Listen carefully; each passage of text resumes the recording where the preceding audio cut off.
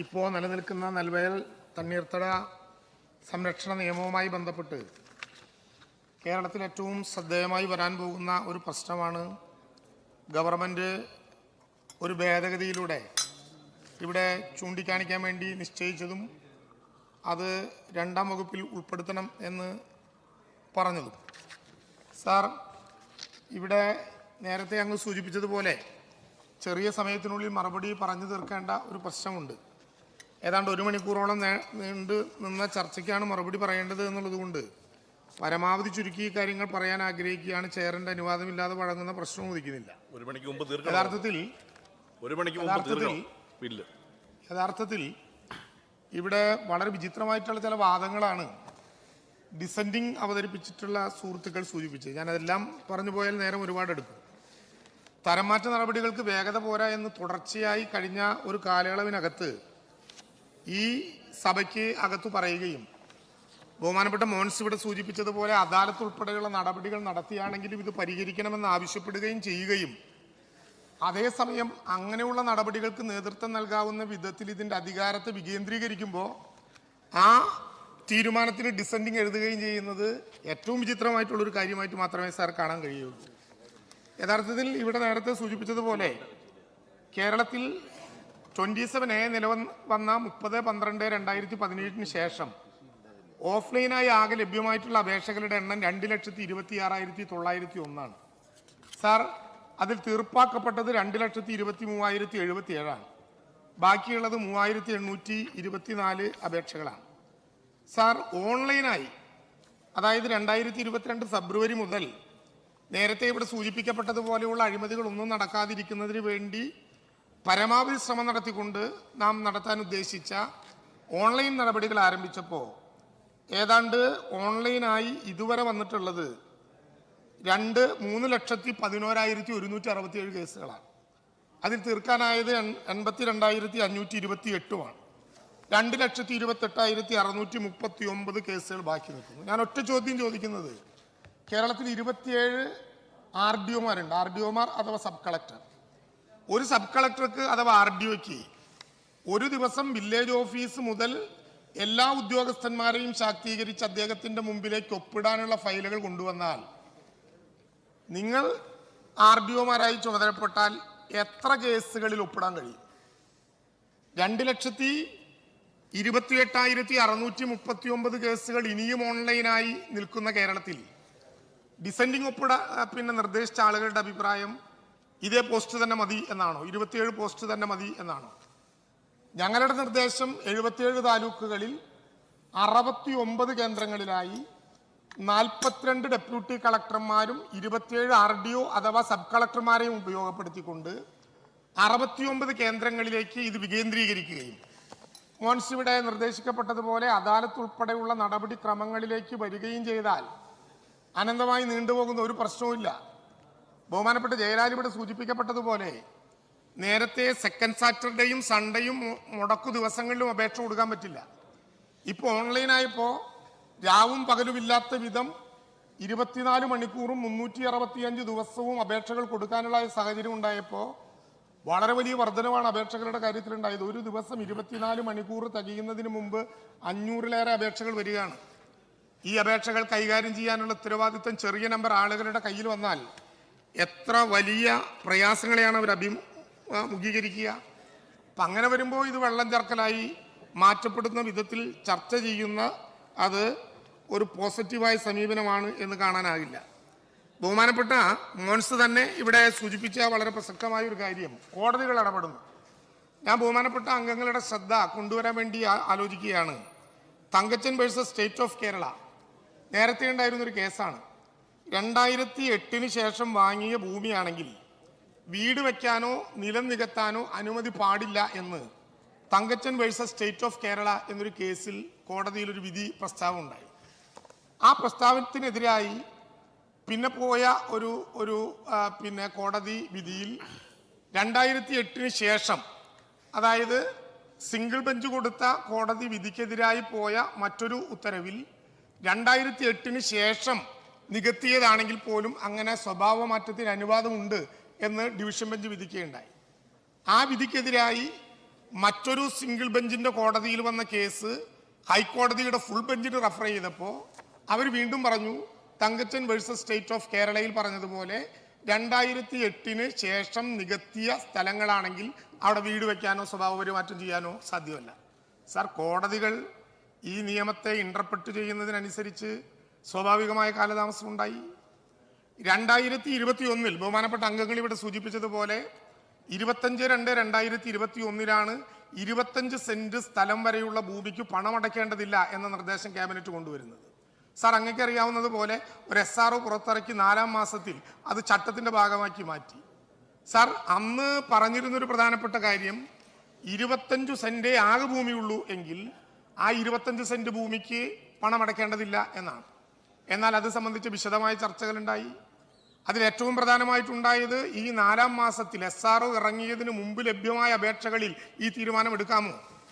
ധനകാര്യ വകുപ്പ് അഭിപ്രായം പറഞ്ഞു 4-ാം മാസത്തിന് മുമ്പ് വന്നിട്ടുള്ളത് SRO ഇറക്കുന്നതിന് മുമ്പുള്ള അഭിപ്രായമാണ്, അവർക്ക് നൽകാനാകില്ല. കോടതി വിധി പറഞ്ഞു അവർക്കും കൂടി കൊടുക്കണം.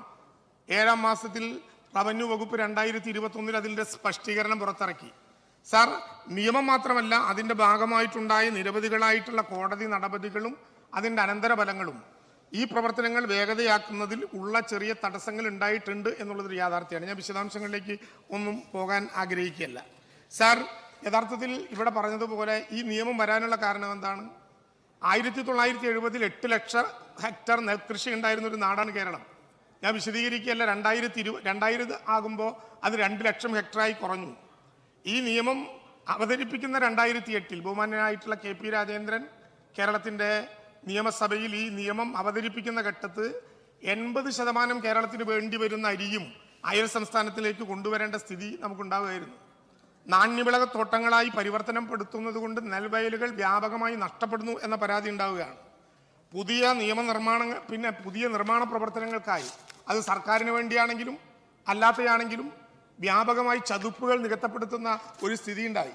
ബഹുമാനപ്പെട്ട ബോൺസ് ഉൾപ്പെടെയുള്ള അംഗങ്ങൾക്കറിയാൻ ചതുപ്പുകൾക്കും കേരളത്തിന്റെ കാർഷിക മേഖലയിൽ ഒരു ജോലി നിർവഹിക്കാനുണ്ട്. നീർത്തട മേഖലയിലെ വ്യാപകമായ നികത്തൽ പരിസ്ഥിതി അപജയത്തിനും മണ്ണിന്റെ ഫലഭൂയിഷ്ഠമായ സ്ഥിതിക്കും പ്രതികൂലമായ സാഹചര്യങ്ങൾ സൃഷ്ടിക്കുന്ന ഒരു ഘട്ടത്തിലാണ് സാർ 2008 ശ്രീ KP രാജേന്ദ്രൻ ഇങ്ങനെ ഒരു പ്രസക്തമായ വിഷയത്തിലേക്ക് വന്ന് ബഹുമാനപ്പെട്ട ദേവസ്വം വകുപ്പ് മന്ത്രി ശ്രദ്ധയപ്പെടുത്തിയ ഒരു പ്രധാനപ്പെട്ട പ്രശ്നമാണ് ജൈവ സമ്പുഷ്ടക്കുറവിന്റെയും വ്യാപകമായ മണ്ണൊലിപ്പിന്റെയും. ഷഫി, ഞാനിപ്പോൾ തുടങ്ങുന്നില്ല. വ്യാപകമായ മണ്ണൊലിപ്പിനും കിണറുകളിലേക്കും കുളങ്ങളിലേക്കുമുള്ള ജലനിരപ്പ് താഴുന്നതിനിടയാക്കുന്നു. ബഹുമാനപ്പെട്ട അംഗങ്ങൾ മനസ്സിലാക്കേണ്ടത് ഈ വിഷയം എത്ര നേരം എടുത്ത് ചർച്ച ചെയ്യാനും തയ്യാറായ ഒരാളാണ് ഞാൻ. പക്ഷെ 1 മണിക്ക് നമുക്ക് അടിയന്തര പ്രമേയത്തിന്റെ ചർച്ചയിൽ കിടക്കുന്നത് കൊണ്ട് അതിന്റെ മുമ്പിൽ ഇത് അവസാനിപ്പിക്കണം എന്നാണ് ബഹുമാനപ്പെട്ട ചെയറിന്റെ അഭിപ്രായം എന്നുള്ളത് കൊണ്ടാണ് ഞാനത് ചുരുക്കുന്നത്. സാർ, കടുത്ത ജലക്ഷാമം ദരിദ്രരായ ഗ്രാമീണർ അനുഭവപ്പെടുന്ന, ഞാനിതിന്റെ ലക്ഷ്യം എന്ന് പറഞ്ഞോട്ടെ ബഹുമാനപ്പെട്ട തിരുവഞ്ചൂർ, ഞാനിതിന്റെ ലക്ഷ്യം എന്ന് പറഞ്ഞോട്ടെ. ഞാൻ അങ്ങേക്ക് വഴങ്ങാം. ഇന്നത്തെ 1 മണിക്ക് മുമ്പ് ഈ ബില്ലിന്റെ നടപടിക്രമങ്ങൾ പൂർത്തീകരിക്കണം. ഞാൻ പറഞ്ഞത് സാർ, നെൽവയലിന് ചുറ്റുവട്ടത്തുള്ള ഏറ്റവും പോഷക സമൃദ്ധമായ വിലക്കുറവിലുണ്ടായിട്ടുള്ള ധാരാളമായ ഭക്ഷ്യപദാർത്ഥങ്ങൾ ഒന്നും വരമ്പുകളിൽ വളരുന്ന ഭക്ഷ്യപദാർത്ഥങ്ങൾ ധാന്യങ്ങൾ ഒന്നുമില്ലാത്ത സ്ഥിതി കേരളത്തിൽ ലഭ്യമായില്ലേ സാർ? നീർത്തടങ്ങളുടെ പരിസ്ഥിതി ധർമ്മം നിലനിർത്തിക്കൊണ്ട് തന്നെ കൃഷി ഇളക്കാവുന്ന ഏക ഉഭയവിളയാണ് കൃഷി, നെൽകൃഷി സാർ. അതുമാത്രമല്ല, ഇവിടെ സൂചിപ്പിക്കപ്പെട്ടതുപോലെ വെള്ളക്കെട്ട് കാണുന്ന ഇടമൊക്കെ തണ്ണീർത്തടം എന്ന് പ്രഖ്യാപിക്കലല്ല, അതുമായി ബന്ധപ്പെട്ട തണ്ണീർത്തടത്തെ കൃത്യതയോടുകൂടി ഡിഫൈൻ ചെയ്തിട്ടുണ്ട്. 4-5 മണിക്കൂർ എടുത്താണ് ഈ സഭ ഇത് ചർച്ച ചെയ്തത് സാർ. നീർത്തടങ്ങൾക്ക് വൈവിധ്യമാർന്നൊരു പരിസ്ഥിതി ഘടനയുണ്ട്. വിവിധ സസ്യവർഗങ്ങൾ ജന്തു സമൂഹങ്ങൾക്ക് അവരുടെ ആവാസ വ്യവസ്ഥ ഒരുക്കി കൊടുക്കുന്ന സ്ഥലമാണിത് സാർ. സൂക്ഷ്മജീവികൾ, ഉരകങ്ങൾ ഉൾപ്പെടെ എല്ലാ ഉഭയജീവികളും ജീവചരിത്രത്തിന്റെ ഒരു ഘട്ടത്തിലെങ്കിലും വളരേണ്ട സ്ഥലമായി തണ്ണീർത്തടം മാറുകയാണ് സാർ. മത്സ്യവർഗങ്ങൾക്ക് മുട്ടയിടുന്നതിനും തീറ്റ തേടുന്നതിനും പ്രകൃതിയുള്ള ശത്രുക്കളെ നേരിടുന്നതിനുമുള്ള ഒരു സ്ഥലമാണ് സാർ തണ്ണീർത്തടം. കൂട്ടുകൂടാനും വിശ്രമ സങ്കേതത്തിനും വേണ്ടി പക്ഷികൾക്ക് നീർത്തടം അതിൻ്റെ ഒരു പ്രധാനപ്പെട്ട ആശ്രയ കേന്ദ്രമായി മാറുകയാണ് സാർ. വലിയ വരൾച്ചയെ നേരിടാൻ പോകുന്ന ഒരു ഘട്ടം നമ്മൾ കണ്ടു.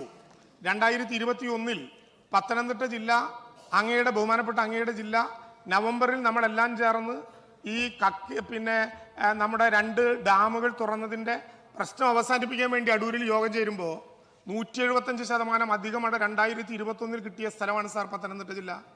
2021 നവംബറിൽ സാർ. 2022 ഫെബ്രുവരിയിൽ അങ്ങയുടെ സാന്നിധ്യത്തിൽ പട്ടയമേളയെക്കുറിച്ച് ആലോചിക്കാനുള്ള യോഗം ചേരുമ്പോൾ പത്തനംതിട്ട ജില്ലയിലെ 19 തദ്ദേശ സ്വയംഭരണ സ്ഥാപനങ്ങൾ ഡ്രോട്ട് ഡിസ്ട്രിക്റ്റായി പത്തനംതിട്ടയെ മാറ്റണമെങ്കിലേ STRF-ൽ നിന്ന് കുടിവെള്ളം വിതരണം ചെയ്യാനുള്ള പണം കൊടുക്കാൻ കഴിയൂ എന്ന് ആവശ്യപ്പെട്ടുകൊണ്ട് നമ്മളുള്ള യോഗത്തിലേക്ക് വന്നത് അങ്ങ് ഓർക്കുന്നുണ്ടാകും എന്ന് ഞാൻ കരുതുന്നു.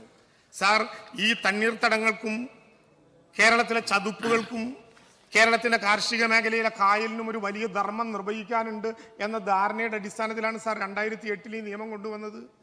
തർക്കങ്ങളുണ്ടെങ്കിലും ഇക്കാര്യത്തിൽ നമുക്ക് ഏതെങ്കിലും വിധത്തിലുള്ള അഭിപ്രായ വ്യത്യാസമില്ല എന്ന് ഞാൻ കരുതട്ടെ. സാർ, പൊതു ആവശ്യത്തിനും വീട് വയ്ക്കുന്നതിനുമല്ലാതെ 2008 ശേഷം നെൽവയൽ നികത്താൻ പാടില്ല എന്ന് നിർദ്ദേശിച്ചുകൊണ്ട് സെക്ഷൻ 9 പ്രകാരം വീട് വയ്ക്കാൻ സ്വന്തം ജില്ലയിൽ സ്ഥലമില്ലാത്ത ആളിന് പഞ്ചായത്തിൽ 10 സെന്റ് വരെയും മുനിസിപ്പാലിറ്റിയിൽ 5 സെന്റ് വരെയും വയൽ നികത്താനുള്ള വ്യവസ്ഥയും കൂടിയാണ് 2008 നിയമം പറഞ്ഞത്. സാർ, നേരത്തെ ഞാനിവിടെ പറഞ്ഞതുപോലെ Thankachan versus state of Kerala എന്ന കേസിൽ 2008 ശേഷം വാങ്ങിയ ഭൂമി വീട് വയ്ക്കുന്നതിന് വേണ്ടി നികത്താൻ പറ്റില്ല. Sir, 2019 Yusuf Chalil versus state of Kerala എന്ന കേസിൽ ഇങ്ങനെ വീട് വയ്ക്കാൻ മറ്റു ഭൂമിയില്ലെങ്കിൽ നികത്താൻ അനുമതി നൽകണം എന്ന് ഡിവിഷൻ ബെഞ്ച് വാദിച്ചു. സാർ, ഈ വിധിയുടെ നിയമസാധുത സംബന്ധിച്ച് മറ്റൊരു ഡിവിഷൻ ബെഞ്ച് നൽകിയ റഫറൻസിലാണ് തങ്കച്ചൻ കേസിലെ സിംഗിൾ ബെഞ്ച് വിധിയാണ് ഫുൾ ബെഞ്ച് കേരളത്തിലെ ഹൈക്കോടതി അനുവദിച്ചു. സാർ, അതിലല്ലാതെ മറ്റേതിലാണ് നിൽക്കുക? 2008 മുമ്പ് നികത്തപ്പെട്ട ഭൂമി തരം മാറ്റുന്നതിനുള്ള 27A അപേക്ഷയുമായി ഡാറ്റാ ബാങ്കിൽ മാറ്റുന്നതിനുള്ള 4(6) പ്രകാരമോ 4D പ്രകാരമോ ആയിട്ടുള്ള സംഭവങ്ങൾക്കോ മേൽപ്പറഞ്ഞ വിധിക്ക് യാതൊരു ബന്ധവുമില്ല. സാർ, ഡാറ്റാ ബാങ്ക് തയ്യാറാക്കേണ്ടത് പ്രാദേശിക തല വികസന സമിതികളാണ്. ബഹുമാനപ്പെട്ട എന്നെ പറഞ്ഞതുപോലെ പ്രാദേശിക തല വികസന സമിതിയുടെ അധ്യക്ഷൻ കളക്ടറല്ല. പ്രാദേശിക തല വികസന സമിതിയുടെ ചെയർമാനായി പ്രവർത്തിക്കേണ്ടത് പ്രസിഡന്റാണ്, പഞ്ചായത്ത് പ്രസിഡന്റാണ്. അദ്ദേഹത്തെ സഹായിക്കാനുള്ള കമ്മിറ്റിയുടെ കൺവീനർ അഗ്രികൾച്ചർ ഓഫീസറാണ്. ഞാൻ പറഞ്ഞോട്ടെ, ഞാനീ പറയാം. വില്ലേജ് ഓഫീസർ അതിൽ അംഗമാണ്, കൃഷിക്കാരുടെ 3 പ്രതിനിധികൾ അംഗമാണ്. അതിന് മുകളിലുള്ള കമ്മിറ്റിയുടെ ചെയർമാനാണ് കളക്ടർ. അത് DLMC ആണ്, അപ്പീൽ അധികാരമുള്ള ഫോം നമ്പർ 5 അപ്പീൽ അധികാരമുള്ള ഒരു കമ്മിറ്റിയാണ്. അതുകൊണ്ടാണ് കളക്ടറെ അതിന് ചെയർമാനായി വെച്ചിട്ടുള്ളത്. അതിന് മുകളിലുള്ള SLMC ആണ്, ബഹുമാനപ്പെട്ട ABC അഗ്രികൾച്ചർ പ്രൊഡക്ഷൻ കൺട്രോളറാണ് സാർ അതിൻ്റെ കൺവീനർ.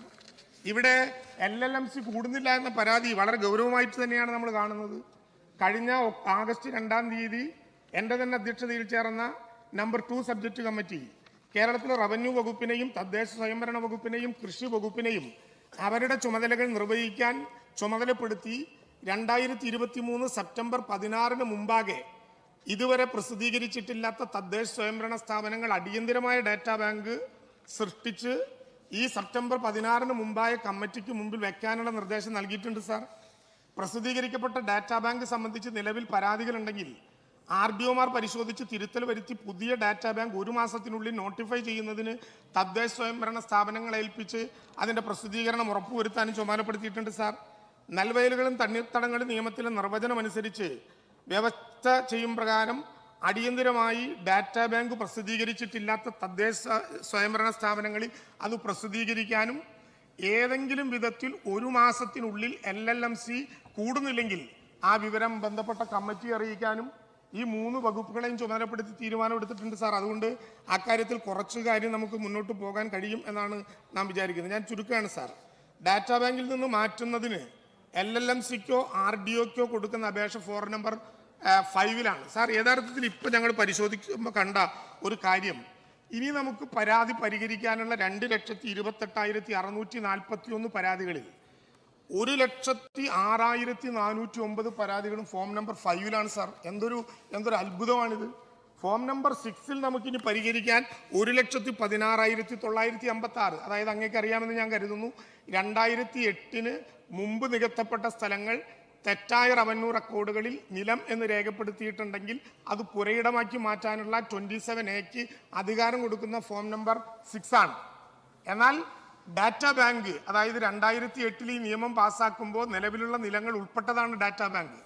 ആ ഡാറ്റാ ബാങ്കിൽ നിന്ന് പേരുകൾ ഒഴിവാക്കാൻ കഴിഞ്ഞ 10-12 വർഷക്കാലമായി അപേക്ഷ കിട്ടിയിട്ടും ഇനിയും അപേക്ഷ ഫോം നമ്പർ 5 തുടർന്നാൽ നാം ഉന്നയിക്കപ്പെടുന്ന വിഷയങ്ങളിൽ ഒന്നും കേരളം നിൽക്കില്ല. അതൊരു യാഥാർത്ഥ്യമാണ് സാർ. ഈ പ്രശ്നം പരിഹരിക്കാൻ വേണ്ടിയാണ് യഥാർത്ഥത്തിൽ ഇപ്പോൾ ഇത്തരമൊരു നടപടിയുമായി മുന്നോട്ട് പോകാൻ ഈ സർക്കാർ ആഗ്രഹിക്കും സാർ. യഥാർത്ഥത്തിൽ നമ്മുടെ ഒരു പ്രധാനപ്പെട്ട പ്രശ്നം RDO ചെയ്തു തീർക്കേണ്ട ജോലികൾ എത്രയാണ് ഞാൻ പറയുന്നില്ല. RDOയ്ക്ക് ചെയ്തു തീർക്കേണ്ട ജോലികൾ ഏതാണ്ട് 30-ലധികം വരും. വിവിധ സർട്ടിഫിക്കറ്റുകളുടെ അപ്പീലുകൾ, ഭക്ഷ്യസുരക്ഷാ നിയമം, രക്ഷകർത്താക്കളുടെയും മുതിർന്ന പൗരന്മാരുടെയും ക്ഷേമം, CRPC 133 ഉൾപ്പെടെ പ്രകാരമുള്ള പബ്ലിക് ന്യൂസൻസ് ഉൾപ്പെടെ പ്രകാരമുള്ള നടപടിക്രമങ്ങൾ, മജിസ്റ്റീരിയൽ നടപടിക്രമങ്ങൾ, ഭൂവിനിയോഗം, വനാവകാശ നിയമം, അവകാശികളില്ലാത്ത വസ്തുക്കൾ കൈകാര്യം ചെയ്യൽ, റിലിംഗ്വിഷ്മെന്റ്, ഭൂമി സംബന്ധമായ നിയമങ്ങൾ, ഭൂസംരക്ഷണം, പോക്കുവരവിന്റെ അപ്പീല്, മുനിസിപ്പൽ കോർപ്പറേഷൻ ഭൂപതിവ്, പാട്ടം, ഇങ്ങനെ തുടങ്ങിയാൽ ഏതാണ്ട് 30-ലേറെ ജോലികൾ നിർവഹിക്കാനുള്ള RDOമാർ ഇപ്പോൾ ഭൂമി തരം മാറ്റം എന്ന ഒറ്റ വിഷയത്തിൽ കേന്ദ്രീകരിച്ച് കിടക്കുകയാണ്. അതുമായി ബന്ധപ്പെട്ട പ്രശ്നങ്ങൾക്ക് പരാതി പരിഹരിക്കാൻ വേണ്ടി കേരളത്തിൽ 69 കേന്ദ്രങ്ങളിലായി 77 താലൂക്കുകളിൽ വരുന്ന ഭൂമി തരം മാറ്റവുമായി ബന്ധപ്പെട്ട അപേക്ഷകൾ കുറെ കൂടി വിപുലമായ തരത്തിൽ 69 ഉദ്യോഗസ്ഥന്മാരുടെ മുമ്പിലേക്ക് കൊണ്ടുപോയി നിയമം അനുശാസിക്കുന്ന വിധത്തിൽ അത് കൈകാര്യം ചെയ്യാൻ വേണ്ടിയിട്ടുള്ള ശ്രമമാണ് ഇപ്പോൾ നമ്മൾ നിശ്ചയിച്ചിട്ടുള്ള ഈ നടപടിക്രമങ്ങളിലൂടെ നടപ്പിലാക്കാൻ വേണ്ടി ശ്രമിക്കുന്നത്. സാർ, ഒരു കാര്യം കൂടെ സൂചിപ്പിച്ച് ശരിയാണ്. 1141,41,361 രൂപ ഇതിനകം നമുക്ക് സമാഹരിക്കാൻ വേണ്ടി കഴിഞ്ഞിട്ടുണ്ട്. സാർ, അതിൻ്റെ ഭാഗമായി നമ്മൾ ഈ കഴിഞ്ഞ 2022 ഫെബ്രുവരി 22 മുതൽ തുടർച്ചയായി ഇതിനു വേണ്ടി പണം ചെലവഴിച്ചുകൊണ്ട് അധിക ഉദ്യോഗസ്ഥന്മാരെ നിയമിക്കുകയാണ്. 990 ഉദ്യോഗസ്ഥന്മാർ, സർവേയർമാർ ഉൾപ്പെടെ 341 വാഹനങ്ങൾ, ആവശ്യമായ IT ഉപകരണങ്ങൾ ആദ്യഘട്ടത്തിൽ കൊടുത്തു. രണ്ടാം ഘട്ടത്തിൽ വീണ്ടും അത്ര തന്നെ തുടരാൻ തീരുമാനിച്ചു. സാർ, ഏറ്റവും പുതിയ തീരുമാനം ഇപ്പോൾ ഈ ഗവൺമെന്റ് കഴിഞ്ഞ 1-ാം തീയതി എടുത്ത തീരുമാനമനുസരിച്ച് 68 പുതിയ ജൂനിയർ സൂപ്രണ്ടുമാരെ ബൈ പ്രൊമോഷൻ വഴിയും 181 പുതിയ ക്ലർക്കുമാരെ PSC ലിസ്റ്റ് പ്രകാരവും 123 സർവേയർമാരെ എംപ്ലോയ്മെന്റ് എക്സ്ചേഞ്ച് പ്രകാരവും 220 വാഹനങ്ങളും 2 വർഷത്തേക്ക് സ്ഥിരമായി വരാവുന്നൊരു സംവിധാനം എന്ന നിലയിൽ നമ്മളിപ്പോൾ ഉൾപ്പെടുത്താൻ തീരുമാനിച്ചിട്ടുണ്ട്. ബഹുമാനപ്പെട്ട അംഗങ്ങൾ മനസ്സിലാക്കേണ്ട, ഈ താൽക്കാലിക ജീവനക്കാർ ഭൂമിയുടെ വാല്യൂ നിശ്ചയിച്ചാൽ പലപ്പോഴും RDOമാർക്കും സബ് കളക്ടർമാർക്കും ഒക്കെ ഈ വിജിലൻസ് ഉൾപ്പെടെ ഉള്ളതുകൊണ്ട് ആ തുക നിശ്ചയിക്കാനൊരു പ്രയാസം വരും. ഇവർ സ്ഥിരം ജീവനക്കാരായാൽ KSRന്റെ പരിരക്ഷ കിട്ടും. സാർ, അതിനേക്കാൾ ഏറ്റവും പ്രധാനപ്പെട്ട ഒരു കാര്യം നമ്മൾ മനസ്സിലാക്കേണ്ടത്, ഇതിനേക്കാൾ ഏറ്റവും പ്രധാനമായിട്ടുള്ളൊരു കാര്യം, ഇപ്പോൾ നേരത്തെ ഇവിടെ ബഹുമാനപ്പെട്ട മോൻസ് പറഞ്ഞപ്പോൾ സൂചിപ്പിച്ചു, വില്ലേജുകളിൽ ഇതുമായി ബന്ധപ്പെട്ട് എന്ത് നടപടിയെടുക്കാൻ കഴിയുന്നുണ്ട്. വില്ലേജുകളിൽ ആളുകളുടെ എണ്ണക്കുറവുണ്ട്. സാർ, ഗൗരവമായ പ്രശ്നമാണ്. നമ്മുടെ ജില്ലകളിൽ ജില്ലാ ആസ്ഥാനത്ത് LD typist, UD typist, OA നിലവാരത്തിൽ പ്രവർത്തിക്കുന്ന 1319 പേർ പുതിയതായി, അതായത് 197 LD typist, 201 UD typist, 921 OA ഉൾപ്പെടെ 1319 പുതിയ ജീവനക്കാർ ഇനി വില്ലേജുകളിലേക്ക് വിന്യസിപ്പിക്കപ്പെടാൻ പോവുകയാണ്. സാർ, പുനർവിന്യസിപ്പിക്കപ്പെടാൻ വേണ്ടി പോവുകയാണ്. നമുക്ക് പുതിയ തസ്തിക ഉണ്ടാക്കാൻ കഴിയുന്നില്ല. എന്നാൽ റവന്യൂവിന്റെ ജില്ലാ കേന്ദ്രങ്ങളിൽ ഉണ്ടായിരുന്ന 1391 പേർ ഭൂമി തരം മാറ്റം അധികമായി ഉണ്ടാകുന്ന സ്ഥലങ്ങളിലേക്ക് ഉൾപ്പെടെ മാറ്റി കൊടുക്കാൻ വേണ്ടി കഴിഞ്ഞാൽ സാർ, നമുക്ക് അതിവേഗം ഈ പ്രശ്നങ്ങൾ പരിഹരിക്കാൻ കഴിയുന്ന വിധത്തിൽ ആ നടപടിക്രമങ്ങൾ മുന്നോട്ട് കൊണ്ടുപോകാൻ കഴിയും. സാർ, ബഹുമാനപ്പെട്ട ചാലക്കുടി അംഗം ഇവിടെ സൂചിപ്പിച്ചപ്പോൾ പറഞ്ഞു 27D അങ്ങ് കേൾക്കുന്നുണ്ട് എന്ന് ഞാൻ വിചാരിക്കുന്നു. ബഹുമാനപ്പെട്ട അംഗം കേൾക്കുന്നുണ്ട് എന്ന് ഞാൻ വിചാരിക്കുന്നു. 27D പ്രകാരം 5 കോടി രൂപ മാത്രമേ ചെലവഴിക്കപ്പെട്ടിട്ടുള്ളൂ എന്നൊരു തെറ്റായ പ്രസ്താവന അദ്ദേഹം നടത്തി. ഞാൻ ആ പ്രസ്താവനയെ വെല്ലുവിളിക്കാനല്ല, പക്ഷേ കണക്കനുസരിച്ച് നമ്മൾ മനസ്സിലാക്കേണ്ടത് 27D പ്രകാരം ഇതുമായി ബന്ധപ്പെട്ട ആവശ്യങ്ങൾക്ക് 31,63,39,967 രൂപ ഇതിനകം ചെലവഴിച്ചിട്ടുണ്ട്. ബഹുമാനപ്പെട്ട അംഗങ്ങൾ ഇവിടെ സൂചിപ്പിക്കപ്പെട്ടതുപോലെ ഒരു പ്രധാനപ്പെട്ട പ്രശ്നം സെക്ഷൻ 13 പ്രകാരം അദ്ദേഹം സൂചിപ്പിച്ചത് വളരെ കൃത്യമായ കാര്യമാണ്. പലതും നമുക്ക് നടപടി പ്രഖ്യാപിക്കാൻ കഴിയുമ്പോഴും റീസ്റ്റോറേഷൻ നടക്കുന്നില്ല. പച്ചയായ തെറ്റിന് റീസ്റ്റോറേഷൻ നടത്താൻ കഴിയുന്നില്ല. ഇപ്പോൾ 974 കേസുകൾ റീസ്റ്റോറേഷൻ നടത്താൻ സെക്ഷൻ 13 പ്രകാരം കളക്ടർമാർ ഉത്തരവിട്ടിട്ടുണ്ട്. സാർ, അത് നടപ്പിലാക്കണമെങ്കിൽ 14,65,28,950 രൂപ വരും. ബഹുമാനപ്പെട്ട ധനകാര്യ വകുപ്പിലേക്ക് ആ പ്രശ്നം നമ്മൾ വിട്ടിട്ടുണ്ട്. 27Dയിൽ നിന്ന് ആ പണം കൂടി ഉപയോഗിച്ചുകൊണ്ട് ആ റീസ്റ്റോറേഷൻ നടപടികൾ അടിയന്തരമായി നടത്താൻ കഴിയും. ഇവിടെ ബഹുമാനപ്പെട്ട അംഗം വിയോജനക്കുറിപ്പിൽ സൂചിപ്പിച്ചതുപോലെ 7,536 കേസുകളിൽ 974 കേസുകൾ തീർപ്പായിട്ടും ഇത് കൊണ്ടുപോകാൻ പലപ്പോഴും കഴിയാത്തത് ഈ മണ്ണ് ഇവിടെ കൊണ്ടുപോയി ഇടും എന്ന പ്രശ്നം വരുന്നുണ്ട്. ഈ കിടക്കുന്ന സ്ഥലത്ത് നിന്ന് റീസ്റ്റോറേഷൻ നടത്തിയാൽ ആ മണ്ണ് എവിടെ കൊണ്ടിടും? ആ മണ്ണ് കൊണ്ടിടണമെങ്കിൽ സ്ഥലം വേണം എന്ന് കാണുമ്പോൾ ഇപ്പൊ നമ്മൾ ആലോചിച്ചിട്ടുള്ളത് ദേശീയപാത നിർമ്മാണം, പലയിടങ്ങളിലും സ്വകാര്യ വ്യക്തികൾ ആവശ്യപ്പെട്ടിട്ടുള്ള സ്ഥലങ്ങൾ, സർക്കാരിൻ്റെ പൊതു ആവശ്യങ്ങൾക്ക് വേണ്ടി ഉപയോഗിക്കേണ്ട സ്ഥലങ്ങൾ ഈ സ്ഥലങ്ങളിലേക്ക് ഈ മണ്ണെടുത്ത് കൊടുക്കാനുള്ള ഒരു പ്രത്യേകമായ സ്റ്റാൻഡേർഡ് ഓപ്പറേഷൻ പ്രൊസീജിയർ തയ്യാറാക്കി ആ നടപടിയുമായി നമ്മൾ പോകുകയാണ്. സാർ 27C ഞാൻ രാവിലെ ഇവിടെ വിശദീകരിച്ചതുപോലെ 48 മണിക്കൂറിനുള്ളിൽ താഴത്തോട്ട് റിപ്പോർട്ട് ചെയ്യാനും അതുപോലെ തന്നെ ഈ 5 ദിവസക്കാലം എടുത്തുകൊണ്ട് അതിൻ്റെ നടപടികൾ തീർക്കാനും കഴിയുന്ന വിധത്തിൽ നമുക്ക് പുതിയ തീരുമാനങ്ങളിലേക്ക് പോകാൻ കഴിയും എന്നാണ് ഞങ്ങൾ പ്രത്യേകമായി കരുതുന്നത്. സാർ, ഫോം നമ്പർ 5 നേരത്തെ ഇവിടെ പറഞ്ഞതുപോലെ ഫോം നമ്പർ 5 ഇനിയും കാത്തിരുന്ന് കൊണ്ടുപോകണം എന്ന് ഞങ്ങൾ ആഗ്രഹിക്കുന്നില്ല. അതുകൊണ്ട് ഫോം നമ്പർ 5നെ സംബന്ധിച്ച് AD എന്ന നിലയിൽ അഡ്മിനിസ്ട്രേറ്റീവ് ഡിപ്പാർട്ട്മെന്റ് എന്ന നിലയിൽ തന്നെ ആ കാര്യത്തിൽ ഒരു തീരുമാനം എടുക്കേണ്ടി വരും എന്ന് തന്നെയാണ് ഞങ്ങൾ കരുതുന്നത്. ആ വിധത്തിലുള്ള നടപടിക്രമങ്ങളുമായി മുന്നോട്ട് പോകും. സാർ, എല്ലാ ഘട്ടത്തിലും നമ്മൾ പറയുന്ന ഒരു കാര്യം അഴിമതിയെക്കുറിച്ചാണ്. സാർ, അഴിമതിയെ നേരിടാൻ ഏറ്റവും ശ്രദ്ധേയമായ നടപടികളാണ് സാർ ഈ ഗവൺമെന്റിന്റെ കാലത്തെടുക്കുന്നത്. സാർ, നേരത്തെയുള്ള കാലങ്ങളുമായി പരിശോധിച്ചു നോക്കിയാൽ റവന്യൂ വകുപ്പിൽ അഴിമതി മാറ്റിയെടുക്കാൻ വലിയ വിധത്തിൽ അവസരമുണ്ടായിട്ടുണ്ട് എന്ന് മാത്രമല്ല സാർ, സീറോ കറപ്ഷൻ ക്യാമ്പയിന്റെ ഭാഗമായി 5 തലത്തിലുള്ള ഇൻസ്പെക്ഷൻ ഇപ്പോൾ ആരംഭിക്കുകയാണ്. സാർ, അതിന്റെ ഭാഗമായി മന്ത്രിയും കളക്ടറും ഉൾപ്പെടെയുള്ളവർ പരിശോധന നടത്തുന്നുണ്ട്. ഒരു മാസം 2 വില്ലേജുകൾ എന്ന കണക്കിൽ ജില്ലാതലത്തിൽ ഇൻസ്പെക്ഷൻ ടീം പോകുന്നുണ്ട്. സാർ, കളക്ടറേറ്റിന് പുറമെ LRCയിൽ ഇൻസ്പെക്ഷൻ ടീം പോകുന്നുണ്ട്. കേരളത്തിലെ 3 സ്ഥലങ്ങളിലുള്ള റവന്യൂ ഇന്റലിജൻസ് ആ കാര്യത്തിൽ പോകുന്നുണ്ട്, വിജിലൻസ് ആ കാര്യത്തിൽ പോകുന്നുണ്ട്.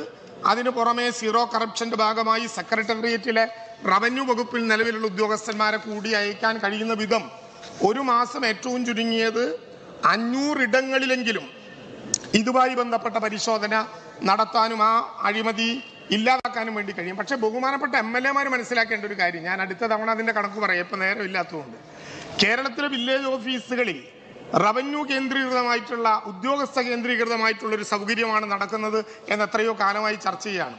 സാർ, റവന്യൂവിൽ ഉദ്യോഗസ്ഥ കേന്ദ്രീകൃതമായ നടപടിക്രമങ്ങളാണ് നടക്കുന്നത്. തദ്ദേശ സ്വയംഭരണ സ്ഥാപനങ്ങളിൽ പ്രസിഡന്റും അതിന്റെ ഭാരവാഹികളും ഉള്ളത് കൊണ്ട് അത്തരമൊരു നടപടിയുണ്ട്. പക്ഷേ റവന്യൂവിൽ വില്ലേജിൽ ഉദ്യോഗസ്ഥ കേന്ദ്രീകൃതമാണെന്ന പ്രശ്നം ഉന്നയിക്കപ്പെട്ടപ്പോൾ ആ പ്രശ്നത്തെ മറികടക്കാൻ കേരളത്തിൽ എല്ലാ 3ാമത്തെ വെള്ളിയാഴ്ചയും 3 മണിക്ക് ചേരാൻ കഴിയുന്ന റവന്യൂ വകുപ്പിനെ ശക്തിപ്പെടുത്താനും അഴിമതി ഉൾപ്പെടെ ഉന്നയിക്കപ്പെടാനും കഴിയുന്ന വിധത്തിൽ വില്ലേജ് തല ജനകീയ സമിതികൾ രൂപീകരിച്ചിട്ടുണ്ട്. സാർ, വില്ലേജ് ഓഫീസർ കൺവീനർ ആണെങ്കിലും MLAയോ MLAയുടെ പ്രതിനിധിയോ അതിൽ അംഗമാണ്. ഈ നിയമസഭയിൽ പ്രാതിനിധ്യമുള്ള എല്ലാ രാഷ്ട്രീയ പാർട്ടിയുടെയും അംഗങ്ങൾ ആ വില്ലേജ് തല ജനകീയ സമിതിയിൽ അംഗങ്ങളാണ്. Panchayat president, corporation mayor, municipal chairman അതിൽ അംഗമാണ്. ആ വാർഡിനെ പ്രതിനിധീകരിക്കുന്ന അംഗം അതിൽ അംഗമാണ്. സാർ, ഞാൻ പറഞ്ഞത് ഒറ്റ കാര്യമേ ഉള്ളൂ, അവിടെ ഒരു വില്ലേജ് ഓഫീസിൽ അഴിമതി റിപ്പോർട്ട് ചെയ്താൽ ആ വിവരം സെക്രട്ടേറിയറ്റിൽ ലഭ്യമാകുന്ന വിധത്തിൽ അതിന്റെ നടപടിക്രമങ്ങൾ പൂർത്തീകരിച്ചിട്ടുണ്ട്. MLA പ്രതിനിധികൾ അവിടെ പോകുന്നുണ്ടോ എന്ന കാര്യത്തിൽ ഒരു ആത്മപരിശോധന നടത്തി ഇല്ലെങ്കിൽ അക്കാര്യം നിർബന്ധമായി നടപ്പിലാക്കാനുള്ള സംവിധാനം നമുക്ക് ഉണ്ടാക്കിയെടുക്കണം. സാർ, അഴിമതിയെ തുടച്ചു മാറ്റാൻ ഒരു സ്കൂളിന്റെ PTA പോലെ, ഒരു ആശുപത്രിയുടെ HMC പോലെ, ഒരു വില്ലേജ് ഓഫീസിന്റെ രക്ഷകർത്തൃ സമിതിയായി, അഴിമതിയുടെ കാര്യത്തിൽ മാത്രമല്ല സാർ, അവിടെ പട്ടയത്തിന്റെ കാര്യത്തിൽ അന്വേഷണത്തിന്റെ വിവരശേഖരണ സമിതിയാണത് സാർ. ഭൂമി അനധികൃതമായിട്ടുണ്ടെങ്കിൽ കണ്ടുപിടിക്കാൻ പറ്റുന്ന ഏജൻസിയാണ് സാർ. റീസ്റ്റോറേഷൻ നടത്താൻ ഇടപെടാവുന്ന ഒരു ഏജൻസിയാണ് സാർ. വില്ലേജ് തല ജനകീയ സമിതികളെ ശാക്തീകരിക്കണം. ഞങ്ങളിപ്പോൾ തീരുമാനിച്ചിട്ടുള്ളത് 2-3 വർഷത്തെ എക്സ്പീരിയൻസ് ഇല്ലാത്ത ഒരു LDC UDC ആളെയും വില്ലേജ് ഓഫീസറായി നിയമിക്കുന്ന പ്രശ്നമില്ല. 2 വർഷത്തെങ്കിലും വില്ലേജ് ഓഫീസറായി എക്സ്പീരിയൻസ് ഇല്ലാത്ത ഒരാളെയും താലൂക്ക് ഓഫീസിൽ JS DT നിലവാരത്തിലേക്ക് പ്രൊമോഷൻ കൊടുക്കുന്ന പ്രശ്നമില്ല.